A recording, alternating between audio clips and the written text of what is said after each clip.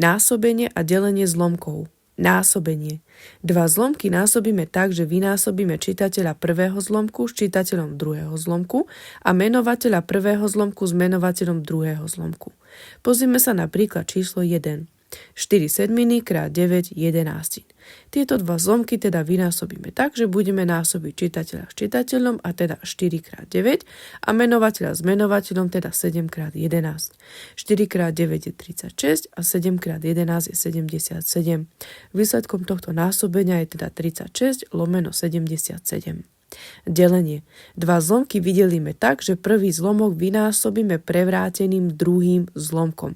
Pozrime sa na príklad číslo 2. 4 sedminy deleno 9 jedenástin. Tieto dva zlomky teda vydelíme tak, že prvý zlomok opíšeme 4 sedminy, operáciu deleno zmeníme na operáciu krát a druhý zlomok 9 jedenástin prevrátime na 11 devetín. Teraz máme vynásobiť zlomky 4 sedminy krát 11 devetín a zlomky násobíme tak, že budeme násobiť čitateľa s čitateľom a teda 4 krát 11 lomeno menovateľa s menovateľom a teda 7 krát 9. 4 krát 11 je 44 a 7 krát 9 je 63. Výsledkom tohto delenia je teda zlomok 44 lomeno 63.